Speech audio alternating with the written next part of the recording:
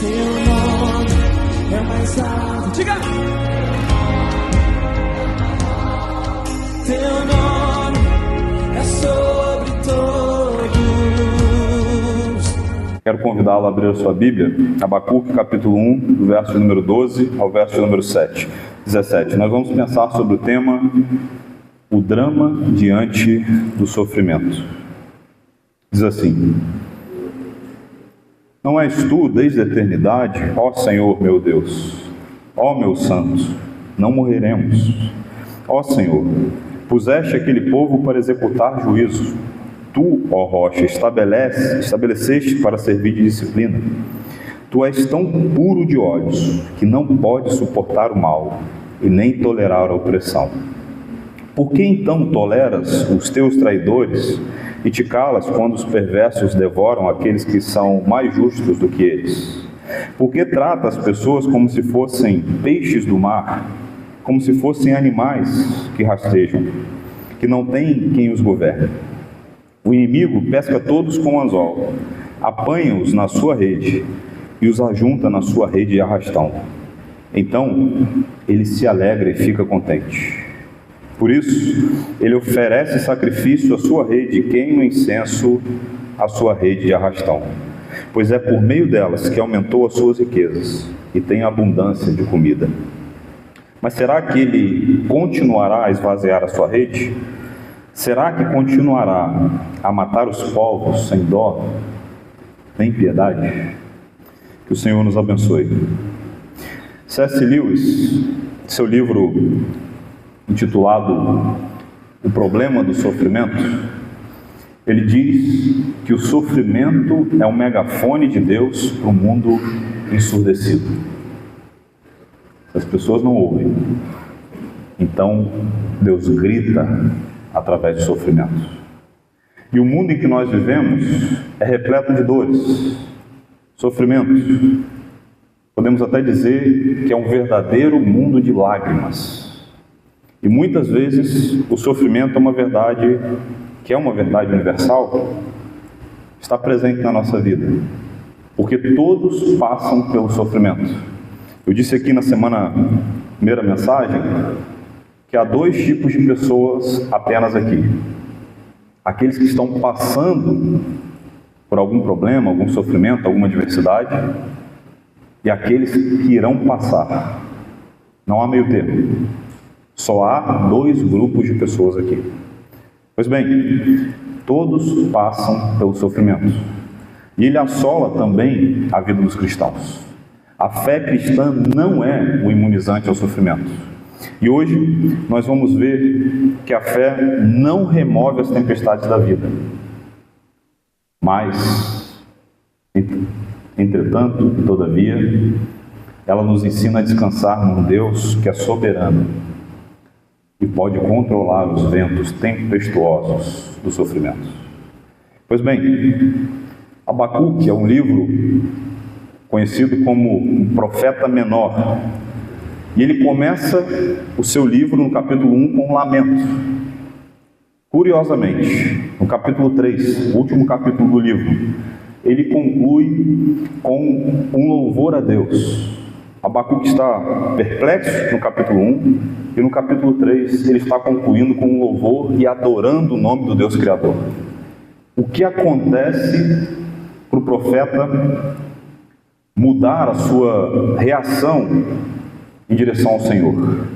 Porque o próprio Deus coloca uma dobradiça teológica no capítulo 2, entre o capítulo 1 e o capítulo 3. Deus está aqui revelando o seu plano a Abacuque. E diante de um Deus tão poderoso, Abacuque agora fica extremamente perplexo para o bem. E ele termina o livro com um salmo de adoração ao Deus Todo-Poderoso. Pois bem, no capítulo 1 que nós estamos vendo, o profeta Abacuque aqui está perplexo com a resposta de Deus nos versos anteriores. Ele começa fazendo um questionamento, Deus o responde, e nós estamos vendo aqui a réplica de Abacuque a Deus. É uma oração.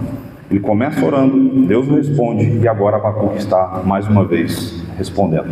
Martin Lloyd Jones, comentando esse texto, diz o seguinte: Abacuque, já perplexo ante o fato de Deus haver permitido a iniquidade em sua própria nação, agora é informado que Deus pretende levantar um povo completamente pagão e ímpio para conquistar a terra e punir o seu povo. Tente imaginar, ele está aqui entrando em parafuso. E esse texto ele é dividido em alguns dramas. E eu quero fazer aqui a primeira aplicação, ou melhor, a primeira divisão desse texto. Primeiro, o drama de Abacuque era fruto das escolhas erradas. Vou repetir. O drama de Abacuque era fruto das escolhas erradas. O drama que o profeta está vivendo aqui não é algo do acaso, não era uma disciplina infundada. Deus estava disciplinando Judá por ser um povo idólatra e mau aos seus olhos. Ele tinha propósitos a serem cumpridos por meio do povo, e ele iria de fato preservá-lo. Mas os judeus passariam por provações dolorosas. Eles passariam 70 anos no cativeiro babilônico. Não são 70 dias, 70 meses. São 70 anos no cativeiro babilônico. Eles haviam se afastado da adoração a Deus e buscaram outros ídolos para si, que acabaram ali substituindo o Senhor. Mas mesmo assim, Deus estendeu a sua misericórdia. E de que forma? Os alertando. Eles foram alertados sobre essas práticas. Vários profetas haviam pregado aos judeus para que eles se arrependessem dos seus maus caminhos. Mas eles tamparam os ouvidos e não escutaram nenhum desses profetas. E ainda hoje, há muitas pessoas sofrendo por frutos amargos das suas escolhas erradas. E na maioria das vezes, culpando a Deus por isso. Veja, eu quero apenas citar dois fatos que são importantes quando nós estamos diante desse problema da Teodiceia, ou do problema do mal. Primeiro, veja, Deus havia usado outros instrumentos para alertar e disciplinar o povo. Deus é um Deus amoroso, bondoso, e mesmo quando Ele exerce disciplina, Ele está estendendo a sua misericórdia, a sua graça. E nesse contexto aqui, Deus havia enviado guerras, calamidades naturais, a própria pregação como uma parte da exortação feita pelos profetas. Mas vendo tudo isso e ouvindo, eles tamparam os ouvidos e cegaram os seus olhos. Mas Deus também fez uma outra coisa, e eu quero que você preste bastante atenção, porque todos nós aqui estamos sujeitos a isso também. Ouça, quanto maior o conhecimento, maior é a sua responsabilidade. Parece até a frase do Peter Parker do Homem-Aranha, né? Mas não é nada disso. Quanto maior o conhecimento, maior é a sua responsabilidade. Sem dúvida, os babilônicos eram pecadores sórdidos, perversos. Mas veja, eles eram idólatras e não conheciam o verdadeiro Deus vivo. Isso aqui não é uma licença desenfreada para eles continuarem pecando, porque isso não alivia o fato deles serem pecadores, mas explica a conduta deles. Agora veja, por outro lado, os judeus que afirmavam conhecer o Senhor, os judeus que adoravam a Deus, ainda assim estavam pecando justamente contra a lei a qual eles diziam crer. Então, quanto maior é o seu conhecimento de Deus, quanto mais você é exposto à pregação do Evangelho, mais responsabilidade você tem diante dos seus atos e da maneira como você vive. Portanto, o pecado na vida do cristão é muito pior do que o pecado na vida do incrédulo. Porque quando um cristão ele desobedece a Deus deliberadamente, ele o faz sabendo quem Deus é e conhecendo os seus mandamentos. E ele o faz mesmo depois de todo o conhecimento acerca de Deus. Agora, perceba como nós estamos diante de um mundo caído. Como ser humano, olhando a nossa realidade afora, ao nosso lado, à nossa volta, olhando na sua perspectiva, no seu ponto de vista, Muitas vezes você acha que você sabe o que é melhor para você. É ou não é assim? Você sabe e você acha o que é melhor para a sua vida. Mas você apenas acha que você sabe o que é melhor para você. Ninguém melhor do que o seu Criador para saber o que é melhor para você e para o seu bem. O fim último da vida do cristão é viver para a glória do bendito nome de Jesus Cristo. Então, tomar a via das escolhas erradas, diante do conhecimento que nós estamos expostos a Deus, que você tem acerca de Deus, pode se tornar um laço na sua vida. Basta observar, por exemplo, que no final do Sermão do Monte, no capítulo 7 do Evangelho de Jesus, segundo Mateus, há dois fundamentos que são lançados. Um homem constrói a sua casa sobre areia. Outro homem constrói a sua casa sobre a rocha. Agora perceba, qual é a diferença? O solo. A casa está ali, disponível. O solo é o problema. E o que evidencia as raízes a qual eles estão fincados? As tempestades da vida. Enquanto o vento bate uma casa, eles são assolados e a casa vai abaixo. Mas a casa firmada na rocha, ela permanece de pé, porque ela está firmada nas verdades do Evangelho. Mas perceba, esse texto nos ensina mais do que isso. Um pouco mais. Duas pessoas que ouvem o Evangelho. Aquele que ouve e pratica as minhas palavras é semelhante ao homem que construiu a casa sobre a rocha. Aquele que ouve e não pratica as minhas palavras é semelhante àquele homem que constrói a sua casa sobre a areia. Jesus está falando de crentes, de pessoas que ouvem a mensagem do Evangelho. Portanto, quer você faça algo ou não, apenas ouvir, você já está construindo uma casa. A pergunta é: em que solo você está construindo a sua casa? Na rocha, nas verdades do Evangelho? Ou na areia furada do vendaval que vai chegar e colocar a casa abaixo? Pois bem, a pessoa sofrendo pelo simples fato de fazerem escolhas erradas que não se coadunam com a Escritura. E os babilônicos, naquele contexto geral, ou caldeus, eles se destacavam por sua maldade. Eles eram tão maus, eles eram tão perversos, que o livro de Apocalipse ele não se refere à Babilônia como um apontamento geográfico. Babilônia em Apocalipse não é uma região, mas como um símbolo de maldade. A Babilônia é um símbolo do mal. No entanto, em Apocalipse capítulo 18, no triunfo do Cordeiro, o autor diz assim: caiu a grande Babilônia. Era um símbolo de maldade. E veja, a atitude do profeta Abacuque, mesmo em meio à crise, mesmo em meio ao seu drama, pode nos ensinar lições preciosas. Veja aqui qual a atitude do profeta Abacuque diante da resposta de Deus. Observe na sua Bíblia o verso número 12, por favor. Não és tu, desde a eternidade, ó Senhor, meu Deus, ó meu santo, não morreremos. Ó Senhor, puseste aquele povo para executar juízo. Tu, ó rocha, o estabeleceste para servir de disciplina.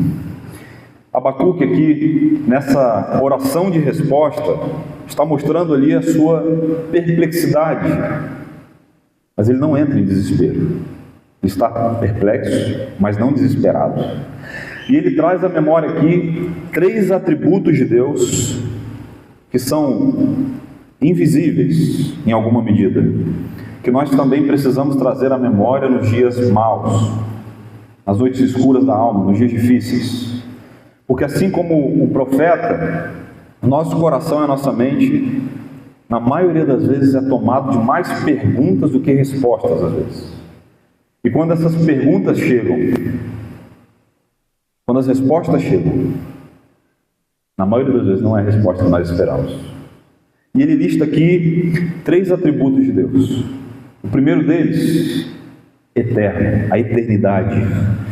O profeta aqui está dizendo claramente que Deus não é um Deus feito por mãos humanas, que hoje aqui está posto para ser adorado, mas com o tempo ele passa. Não é nada disso. Ele é eterno, ele não precisa de conselho dos homens, como nós cantamos aqui ainda há pouco. Eis nosso Deus. Ele conhece o ontem, o amanhã e também o hoje. Ele não está refém do tempo, como muitos de nós, que por vezes nos atrasamos, corremos contra o tempo para fazer os nossos afazeres. Deus não é assim, irmãos. No entanto, foi Ele mesmo quem criou o tempo. Portanto, tudo está debaixo do governo desse Deus soberano, que governa e controla toda a história. E quando nós passamos pelos vales, quando as tragédias chegam na nossa casa e batem na nossa porta sem aviso prévio, quando você está diante de um diagnóstico que pode te assustar, que pode te alarmar, quando as notícias ruins chegarem na sua porta e não existir respostas humanas que possam resolver o problema, quando a morte te assombrar, o que pode te trazer segurança?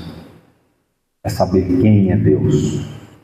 Ele é o eterno, o todo-poderoso, o soberano. Isso vai acalmar o seu coração nos vales da vida. Ele é eterno. Segundo, o profeta lança a mão aqui de um outro atributo de Deus. Ele é santo. No entanto, depois de falar que ele é santo, no verso número 13, ele vai dizer: tu és tão puro de olhos, que não pode suportar o mal e nem tolerar a opressão. É um Deus santo. O profeta sabe que Deus ali estava observando o sofrimento deles. Ele sabia que Deus não era um Deus mau. Então ele olha para Deus e ele diz: ó meu santo. E essa linguagem aqui é altamente sutil, irmãos. Deus não é um Deus distante. Ele é um Deus que criou o céu, que criou a terra, que criou o mundo do jeito que é, que funciona da forma que Ele mesmo criou. Ele tem o universo na palma das suas mãos, mas ao mesmo tempo Ele não é um Deus distante. Ele se importa com você. Ele é um Deus relacional. Ele se importa pessoalmente com os seus problemas. Por exemplo, quando o rei Saul se extraviava da vontade de Deus, e ele desobedecia ali deliberadamente a ordem expressa do Senhor, e ele ficava por vezes desesperado. Saul não conhecia Deus, e ele dizia assim ao profeta Samuel: ora ao teu Deus, para que ele tenha misericórdia de mim. O rei Saul pedindo a Samuel que ele orasse ao seu Deus, não era o Deus dele. Do mesmo modo, quando o profeta Abacuque aqui ele vai orar, ele não diz: tu és o Deus de Abraão, de Isaque e Jacó, mas antes ele diz: meu Deus, meu santo. Nós precisamos conhecer mais o Senhor. Nós precisamos de um relacionamento pessoal, íntimo com Deus, porque isso vai fazer diferença nos dias nublados. Quando a noite escura da alma bater na sua porta, isso vai fazer diferença. É o quanto você conhece a Deus que vai fazer a diferença e te mostrar que Ele sempre está conosco nos vales sombrios, até mesmo nos momentos em que nós somos disciplinados por Ele, porque a disciplina também é uma marca do amor de Deus, e o profeta sabia disso. E ele lista mais uma característica. Veja, no verso número 12 ainda, ele chama Deus de rocha. Tu és a minha rocha. É curioso notar, irmãos, porque o profeta está perplexo com o que está acontecendo. Ele está perplexo com o que Deus vai fazer. Mas ele conhece o Senhor. E ele usa de uma figura de linguagem para dizer que Deus é um Deus confiável, um lugar de segurança nos tempos sombrios. Mas o que Deus está fazendo aqui é exercer a sua disciplina porque Ele ama o seu povo. E esses três atributos aqui apontam para um Deus que, no momento de disciplina, Ele cuida, protege e ensina, porque Ele ama os seus. O profeta Abacuque, ele está aqui reconhecendo Deus como Ele é. Ele é eterno, Ele é santo, E Ele é uma rocha, Ele é poderoso. E o que o povo, que eles estão sofrendo, havia sido anunciado por vários profetas. Eu citei muitos deles aqui, nas duas primeiras mensagens, mas eu quero lançar a mão sobre mais um profeta, dessa vez um profeta maior, que também faz um alerta ao povo. Sabe o que diz o livro de Jeremias, capítulo 30, verso número 11? Porque eu estou com vocês para salvá-lo, diz o Senhor. Por isso, dobrem atenção, destruirei completamente todas as nações por onde o espalhei.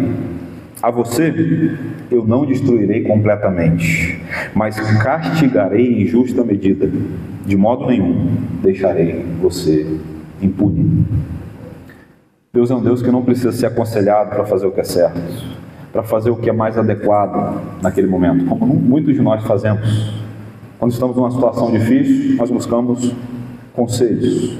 Deus não precisa de conselhos, porque quando uma autoridade comete uma falha, um juiz, um professor e até mesmo um pai, essa falha pode acontecer porque aquela autoridade ela é limitada, ela tem limitações humanas. Mas Deus governa tudo e todos, e Ele jamais falha. Então, assim como o profeta, vale a pena descansar no Senhor. Ele faz justiça na medida certa, e o que Ele está fazendo com Judá não é uma falha, não é um desvio de rota. Muitas vezes nós não entendemos o caminho do Senhor. A sua correção não é de mais e nem de menos, mas como Ele fala através do profeta Jeremias, Ele faz essa correção na medida certa, como um bisturi cortando um paciente, na medida certa. E na história, por exemplo, houve uma biblioteca esquecida de Adolf Hitler, e nela estavam ali muitos livros que inspiraram o austríaco. E um desses livros era sobre a política de conquista da Síria. A Síria, naquele contexto ali, a Babilônia. Eles eram extremamente perversos. Como eles dominavam, o livro dizia a respeito disso, como eles dominavam e oprimiam os povos conquistados. Então, veja, até mesmo o nazismo bebeu da maldade dos babilônios. Mas veja, na sequência aqui, Abacuque, depois de reconhecer os atributos de Deus, ele rasga o seu coração, e ele faz aqui alguns questionamentos. Ele diz aqui, ele reconhece que Deus é santo, ele reconhece que Deus é eterno, ele reconhece que Deus é poderoso, mas ele vai rasgar o seu coração diante do Senhor, ele vai desabafar. Um homem chamado de Campbell Morgan diz assim, ouça: os homens de fé são sempre os homens que devem confrontar os problemas, pois quem crê em Deus às vezes se pergunta por que Ele permite que certas coisas aconteçam. Mas não se esqueça que existe uma diferença entre a dúvida e a incredulidade. Assim como Abacuque, aquele que tem dúvidas, dirige as suas perguntas a Deus, e talvez até discuta com Ele. Mas o questionador não abandona a Deus. A incredulidade, porém, é uma forma de rebelião contra Deus, uma recusa em aceitar o que Ele diz e faz. A incredulidade é uma decisão, enquanto a dúvida nasce da mente preocupada e do coração quebrantado. Veja, Abacuque não está murmurando, não é uma reclamação descabida, mas ele está questionando sinceramente ao Senhor, ele está lamentando. E ele é o único profeta de toda a Escritura que faz questionamentos nessa natureza. O outro que vai fazer um questionamento semelhante é o rei Davi, Salmo de número 13. Até quando, Senhor? Portanto, Abacuque é o único profeta que faz questionamento dessa natureza. Ele reconhece a santidade de Deus, mas ele não entende como Deus pode tolerar aquilo que está acontecendo com o seu povo. Ele reforça aqui a falta de entendimento para Deus. Eu não consigo entender, Senhor. Eu não entendo como o Senhor está levantando como uma vara de correção um povo que é mais ímpio, pior do que Judá. Então, nós estamos aqui diante de alguém que crê, mesmo numa crise. E ele está em crise, diante de um Deus tentando reconciliar o que ele crê com o que ele vê. A maldade está na sua frente, mas ele crê nesse Deus Todo-Poderoso e em seus atributos. Mas ele acaba de ser informado agora que a Babilônia foi levantada pelo próprio Deus para disciplinar o seu povo. E muitas pessoas entram em crise quando têm a sua fé passada pela fornalha do sofrimento. Para citar mais uma vez a história, uma das manchas mais sangrentas de toda a história, certamente da história da humanidade, é a mancha do nazismo.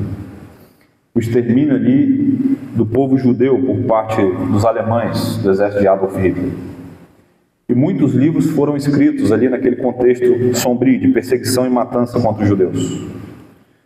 E um dos livros que ganhou muita força naquele contexto foi um livro chamado A Noite, ou The Night, de um autor chamado Elie Wiesel. Esse livro é um clássico, eu recomendo que você leia esse livro. E esse homem foi duramente golpeado por esse inimigo tão cruel, que é o sofrimento. Ele perdeu seus pais, perdeu suas irmãs, perdeu seu irmão pequeno num campo de concentração. E junto com a sua família ali, bombardeado pelas dúvidas, pelo sofrimento, pela angústia, esse homem perdeu o que mais tinha custado a sua vida. Ele perdeu a sua fé. E esse livro é sombrio, porque ele mostra como o sofrimento e a injustiça podem sepultar a fé das pessoas quando elas vivem no raso da vida cristã, quando elas não estão ali com as raízes firmadas no verdadeiro evangelho. E esse homem narra que nos primeiros meses do campo de batalha, do campo de concentração, ele entrou em crise. Mas a crise chegou no fim no dia que 7 pessoas foram levadas em julgamento, acusadas e condenadas à morte por enforcamentos. Eles reuniram as pessoas em praça pública, chamaram outras pessoas para testemunhar, aqueles que estavam encarcerados, e eles começaram a enforcar essas pessoas, uma após a outra, 7 pessoas. 7 pessoas. Os prisioneiros ali, como uma espécie de tortura, eles eram obrigados a assistir tudo com a cabeça em pé, olhando. Toda a crueldade. Ninguém podia abaixar a cabeça. Eles tinham que olhar a morte dos seus. Se alguém abaixasse a cabeça, podia inclusive ser morto. E esse rapaz está ali, Elie Wiesel, no campo, ajoelhado, assistindo tudo, em praça pública. E a última pessoa a ser enforcada foi um menino de 12 anos de idade. Ele já estava ali bastante debilitado pelos seus dias de cativeiro, desnutrido, abatido, menino ali quase sem peso, leve por causa das circunstâncias. Então ele é levado até a forca. E quando eles colocam o menino e chutam o banco que estava embaixo, o menino então fica debatendo na corda, porque ele não tinha peso o suficiente para morrer mais rápido. E o autor registra que havia uma mulher na frente dele, e essa mulher estava assistindo toda a cena. Quando então ela diz o seguinte, ela sussurra bem baixinho: onde está Deus? E ele diz que nesse momento ele respondeu no seu coração: Deus está naquela forca. A minha crise terminou hoje. Para mim, Deus está morto. E esse rapaz perdeu a sua fé no campo de concentração. Vejam, todos nós na vida temos muitas perguntas, às quais nós não temos respostas.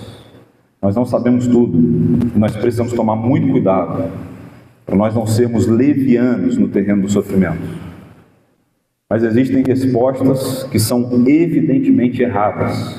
Portanto, quando você estiver diante de uma crise, de um drama especial na sua vida, diante de um dilema, você deve buscar aquilo que é evidentemente seguro. Quando nós estamos diante dessa teodiceia, desse problema do mal, como pode um Deus justo permitir tantas barbaridades, tantas coisas no mundo? nós não podemos incorrer em duas respostas erradas. Eu quero citá-las. Primeiro, atribuir a Deus injustiça. Deus é soberano, mas Ele não é bom. Nós não podemos pensar assim. Nós temos que ter muito cuidado para não atribuir a Deus injustiça. Isso é uma impossibilidade, Deus ser injusto.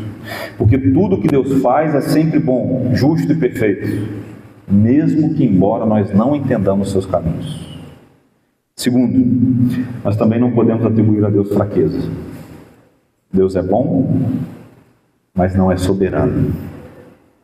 Vejam o paradoxo.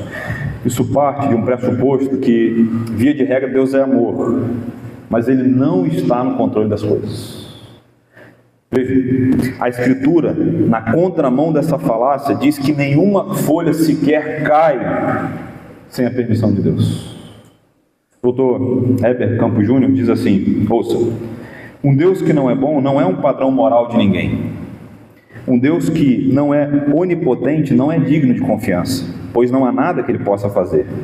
Abacuque não se satisfaria com essas respostas, pois ele cria que Deus é Deus desde a eternidade, que sua imutabilidade é chamada de rocha, e que o santo Deus não tem nenhum lado escuro moral.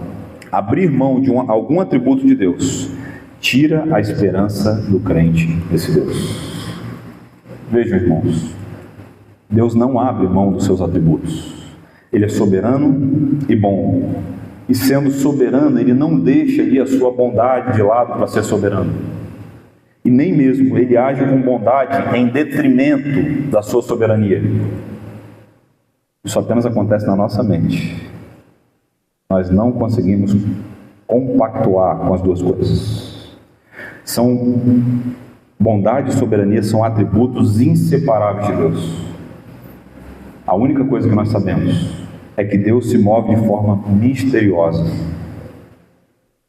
O nosso maior problema é que nós não sabemos enxergar os seus caminhos. Como disse o profeta Isaías, os seus pensamentos são mais altos do que os nossos pensamentos. O próprio Deus falando através do profeta. O problema do mundo, irmãos, é mais antigo do que nós imaginamos.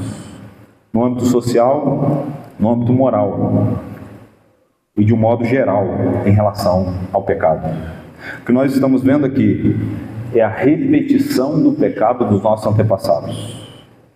E por vezes, os métodos que Deus usa são difíceis para a nossa compreensão, difíceis até em alguma medida de engolir.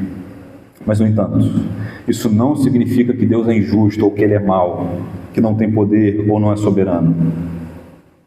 Por outro lado, nós também precisamos resgatar a prática bíblica do lamento. Eu tenho dito isso aqui aos irmãos, que foi abandonado no decurso do tempo. Deus não censura aquele que lamenta. Basta observar que, diferente do que muitos falam por aí, nós precisamos suprimir as nossas emoções. Você não pode ficar triste, você é cristão. Isso é uma baboseira. O profeta está aqui lamentando com o Senhor. A pergunta que eu faço a vocês: Deus o censura? Em momento nenhum o profeta é censurado por Deus. Abacuque não está murmurando, mas ele está lamentando. São coisas diferentes. A murmuração parte de um ponto de suspeição sobre quem é Deus. Já a lamentação é não entender muitas vezes o que Ele faz, mas mesmo assim depositar a nossa confiança nele. Há um autor que diz assim: a prática do desabafo é a arte de derramar a alma perante o Senhor, colocando para fora todo e qualquer melindre, mágoa e ressentimento, tristeza, queixume e inquietação, ansiedade, medo, indignação desmedida, revolta e coisas assim. É por isso que nós precisamos praticar o lamento. Senhor, eu não entendo. Senhor, está doendo. Senhor, eu estou sofrendo. E essa sinceridade diante de Deus, irmãos, nunca é censurada. Porque nós precisamos abrir o nosso coração diante de Deus. Porque por vezes nós passamos situações difíceis. Todos nós aqui temos os nossos vales. Todos nós temos as nossas lutas. E via de regra, em alguma medida, o profeta tem o mesmo drama que nós temos. Os dramas de Abacuque são os nossos dramas também. O drama, por exemplo, de receber um fardo. Um dos maiores dramas que um cristão pode enfrentar é a sensação que Deus está inativo, em silêncio. É a ideia de um Deus ausente. Por exemplo, há famílias que vivem uma vida inteira num leito de hospital, com um familiar doente. O drama de receber um fardo. O drama de não ter as suas orações respondidas. Por vezes, nós falamos com Deus e parece que Deus não responde. Nós oramos por um país como o nosso, tão rico, como poucos países no mundo. Mas sempre estamos aí nessa vida cíclica de corrupção, das pessoas abandonando a Deus. É um ciclo interminável. Cria esperança, depois volta ao mesmo lugar novamente. A impressão que nós temos é que muitas vezes Deus não ouve a nossa oração. Há pessoas, por exemplo, orando há décadas pela conversão de um parente, de um amigo. Parece que Deus não ouve, que nada acontece. O drama, por exemplo, de testemunhar uma geração inteira a caminho da ruína. E o número no nosso país é vergonhoso e assustador. Há um tempo atrás, pouco tempo atrás, nós tínhamos, por exemplo, 60 mil homicídios por ano no Brasil. 60 mil homicídios. O Brasil, por exemplo, já é o segundo país em carros blindados no mundo por conta da insegurança. Nosso país é um dos líderes quando o assunto é violência. O país do futebol, o país do samba e do carnaval, é o país da corrupção e da imoralidade. O país, por exemplo, que protege uma pequena molécula, vive em outro planeta, mas querem condenar uma criança à morte no ventre de uma mãe. Não é um drama viver assim? É ou não é? Há dramas que nós vivemos no dia a dia que não estão muito distantes dos dramas da alma que o profeta viveu. Agora, se todos nós estamos sujeitos ao drama da vida que separa as pessoas, que nos afasta muitas vezes do relacionamento com Deus, a pergunta que eu quero te fazer é a seguinte: o que separa as pessoas que abandonam a fé e daquelas que se mantêm firmes e resolutas durante o sofrimento? O que guarda a fé dessas pessoas nos momentos difíceis da vida é o quanto as raízes da fé estão fincadas no bendito Evangelho de Jesus Cristo. Porque é somente desse jeito que você é capaz de suportar as tempestades de fé. Vejam, a fé não remove as tempestades, mas ela nos ensina a descansar no Deus que controla os ventos. Eu quero ilustrar isso aqui de uma forma simples, apenas para continuar falando sobre a história e também, em alguma medida, da história dos nazistas. Viktor Frankl era um austríaco judeu, e ele também, assim como Elie Wiesel, ele foi submetido à tortura no campo de concentração nazista. Ele foi um sobrevivente naquele contexto e escreveu um livro, um clássico, Em Busca de Sentido. Eu quero te recomendar, leia esse livro, Em Busca de Sentido. E ele diz que as primeiras evidências de que aquele projeto do Adolf Hitler era um projeto maligno é que tentava roubar ali a identidade das pessoas. Os nomes eram tirados e eles identificavam as pessoas através dos números. E ele viu muitas atrocidades ali. Ele perdeu a sua esposa com 24 anos de idade à época. Ele perdeu ali a sua mãe, perdeu o seu pai no campo de concentração. E nessa obra, contrapondo Elie Wiesel, ele disse assim: ouça, Deus não está morto, nem mesmo depois de Auschwitz. A crença em Deus é incondicional, ou então não é crença. Se for incondicional, enfrentará o fato de que 6 milhões morreram no Holocausto. Se for condicional, então vai desmoronar se apenas uma única criança inocente tiver que morrer. Uma fé fraca é enfraquecida por provações e catástrofes, ao passo que uma fé forte fica ainda mais forte e mais fortalecida por circunstâncias. Então, ele percebeu que a fé no Deus da aliança é o que iria preservá-lo nos momentos difíceis. E ele se recusou a perder a dignidade, porque a dignidade foi dada pelo próprio Deus. E ele manteve a sua fé e se apegou ao profeta Abacuque. E ele tinha esse livro aqui guardado na sua mente e no seu coração. Sabe qual é o verso do profeta Abacuque que ele mais apreciava? Abacuque capítulo 2, verso de número 4, que diz assim: eis que a sua alma está orgulhosa, a sua alma não é reta nele. Agora ouça: mas o justo viverá pela fé. Mais tarde, o apóstolo Paulo vai fazer a leitura desse texto, que vai se tornar um dos pilares da nossa fé cristã, culminando inclusive na Reforma Protestante com Martinho Lutero em 1517. Portanto, os cristãos podem aprender a confiar em Deus com Abacuque, mesmo quando as circunstâncias conspiram contra você. Isso é maravilhoso, irmãos, embora seja muito difícil. E aqui duas aplicações que eu quero fazer nesse momento. Ouça: o sofrimento é um meio para crescer, fazendo exercícios espirituais. O sofrimento é um meio para crescer, fazendo exercícios espirituais. Veja, o profeta, à medida que o livro vai sendo narrado, ele vai descobrindo aqui uma coisa importante.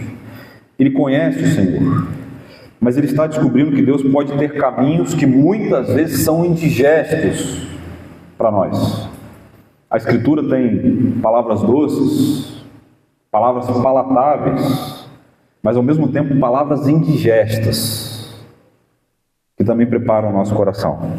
E à medida que o tempo passa, à medida que Deus estava ali revelando o seu plano ao profeta, Abacuque percebia que o quanto mais ele conhecia Deus, mais ele ganhava estatura espiritual na sua caminhada. Agora veja, quero te fazer uma pergunta. Quando você começa uma atividade física regular, e por algum compromisso ou por alguma doença, você precisa parar por alguns dias, você volta uma semana depois, como que o seu corpo retorna? Primeiro dia da atividade depois. Corpo dolorido. E esse corpo fica dolorido por dias. A respiração não é a mesma. Você fica cansado facilmente. Parece ali que passou um caminhão por cima de você. Porque com o tempo esse músculo se atrofia, vai perdendo ali massa muscular. Nada que um bom Dorflex também não resolva. Mas veja, irmãos, dessa mesma forma, seus músculos espirituais também ficam fracos. E os exercícios espirituais, eles são uma bênção. Você foi criado para se relacionar com Deus, para criar músculos espirituais que serão usados ali com frequência na sua caminhada. E isso não é automático, não é sem esforço. Deus vai trabalhando à medida que você passa por dificuldades.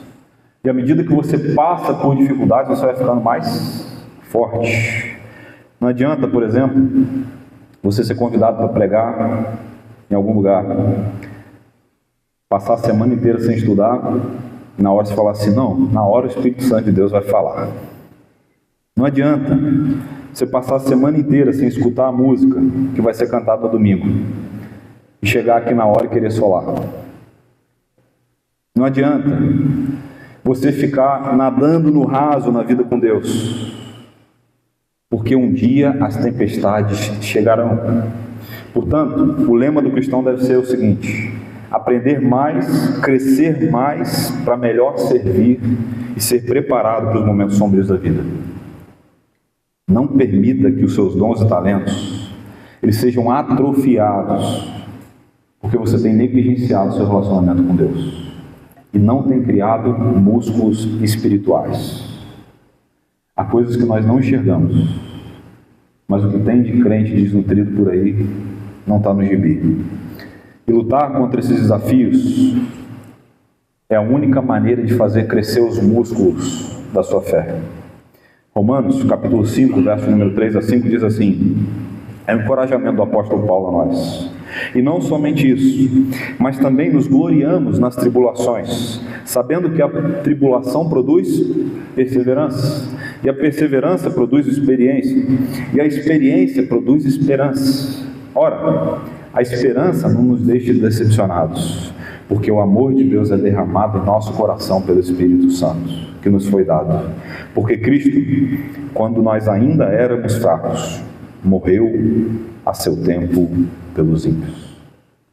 É uma progressão. À medida que nós somos expostos à tribulação, à dificuldade e sofrimento, nós precisamos usar essas oportunidades para crescer mais no Senhor. Segunda aplicação: um drama espiritual pode ser uma oportunidade para fortalecer a sua fé.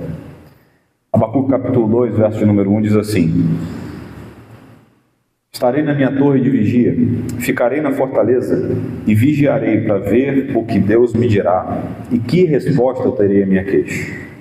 Veja, ele abre aqui o capítulo 2 com uma metáfora. E a metáfora é a metáfora usada por um sentinela. Ele vai se colocar na torre de vigia. Ele crê que Deus ali vai iluminar o seu entendimento. Abacuque está desistindo de tentar entender os planos de Deus e pedindo que Deus coloque o entendimento na sua mente, no seu coração. Ele esquece dos seus esforços e fala assim: Senhor, traga sobre mim entendimento. Então ele se aquieta, ele se põe ali na torre de vigia para esperar a resposta de Deus. E ele está esperando em Deus uma resposta legítima para as suas aflições. Então, eu quero fazer uma recomendação a você.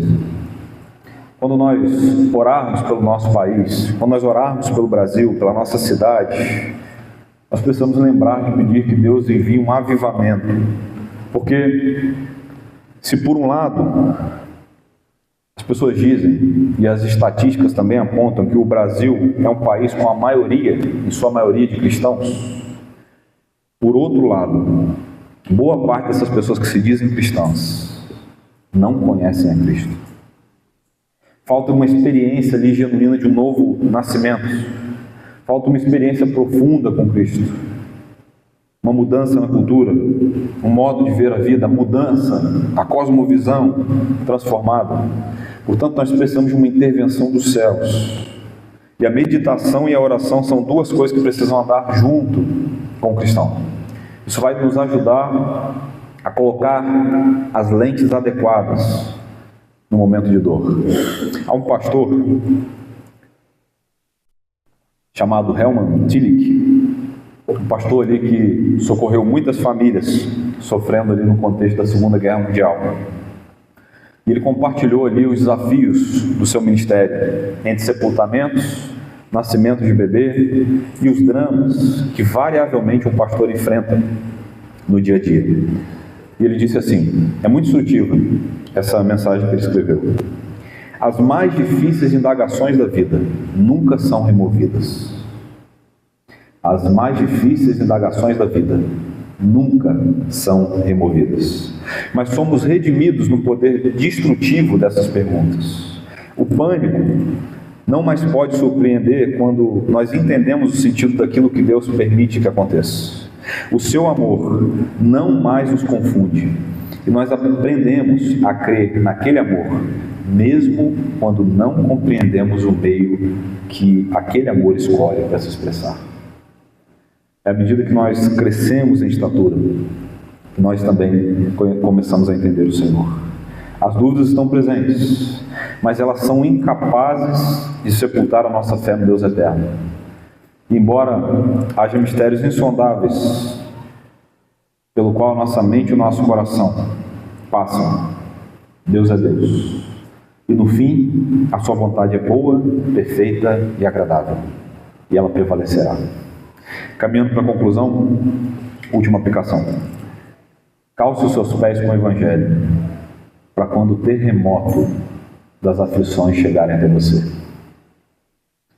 Caminhando para a conclusão, eu quero finalizar com uma história, e também, de uma forma muito instrutiva, te dizer como um cristão deve lidar com os dramas da vida.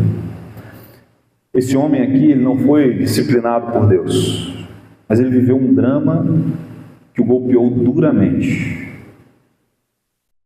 Nesse momento difícil, ele encontrou abrigo no bendito Evangelho de Jesus Cristo. Se você tivesse nascido no século XIX, você teria sido informado que um dos maiores advogados daquela época se chamava Horatio Spafford, um brilhante advogado. Ele era um cristão genuíno e decidiu ir para uma cruzada evangelística junto com a sua família em novembro de 1873. Eles iriam encontrar o famoso evangelista chamado Dwight Moody, mas por imprevisto de trabalho ele precisa ficar em Chicago. Então, a sua esposa e as 4 filhas do casal viajaram na frente para Nova York. E ele pegaria uma embarcação e alguns dias depois ele ia encontrá-las. Então o navio parte para a Europa com sua esposa Anna Spafford e as 4 filhas do casal e cerca de 310 passageiros. E você pode pensar, os judeus foram disciplinados porque eles foram alertados por Deus. Mas pastor, alguém indo em missão, será que pode acontecer algum mal com quem se dedica a sua vida em servir ao Senhor? Isso nos mostra, irmãos, que o sofrimento, o lamento e a dor, ele tem uma natureza universal. E na madrugada do dia 22 de novembro, no Atlântico Norte, uma tragédia acontece. O navio se chocou com outro navio inglês e ele afundou em apenas 12 minutos. 226 pessoas morreram nesse naufrágio, incluindo as 4 filhas de Horatio. Somente 90 pessoas sobreviveram. E entre elas estava sua esposa, Anna Spafford, a esposa de Horatio. Quando ela chegou no lugar seguro, após o resgate, ela enviou um bilhete ao seu marido que dizia assim: salva, porém só. Imediatamente, o renomado advogado pegou um navio e foi ao encontro da sua esposa. E quando em determinado momento da viagem, ele foi avisado que ele estava passando exatamente onde as suas filhas, no local onde as suas filhas haviam morrido no acidente. Então, como cristão maduro, esse homem se dirige até a sua cabine e ele escreve uma das canções mais lindas que ainda hoje nós cantamos, o hino 398 do Cantor Cristão. Eu quero ler para você a primeira e a segunda estrofe. Ouça. Se paz a mais doce me deres gozar, se dor a mais forte sofrer, ou seja o que for, tu me fazes saber que feliz com Jesus sempre sou. Sou feliz com Jesus. Sou feliz com Jesus, meu Senhor. Embora me assalte o cruel Satanás e ataque com vis tentações, ó certo eu estou, que apesar de aflições, que feliz eu serei com Jesus. Esse homem entendeu que as aflições da vida podem chegar e nós precisamos estar preparados para isso, porque o nosso maior tesouro não é o que nós conquistamos em vida, não é a família que nós construímos, a graduação que você tem, tudo isso é importante. Tudo isso é importante. Mas o nosso maior tesouro é o bendito Evangelho de Jesus Cristo. E mesmo nos momentos de aflição, mesmo nas tempestades, nós podemos ser felizes com Cristo, porque Ele estende a sua mão e Ele está conosco, independentemente das situações que nós estejamos passando. A promessa de Cristo, irmãos, não é uma vida tranquila, sem dificuldades. No entanto, o próprio Cristo diz: no mundo tereis aflições. Mas a promessa dele é a salvação. E eu quero encorajar você, mesmo nos momentos de disciplina, mesmo nos momentos de dor, entender que a sua felicidade vem dele. Ainda que falte algo nos sofrimentos da vida, o Senhor está conosco. Amém? Vamos orar, na sequência, cantar e louvar o nosso Deus. Teu nome é mais alto. Diga! Teu nome é sobre todos os tronos e domínios, governos e poderes. Teu nome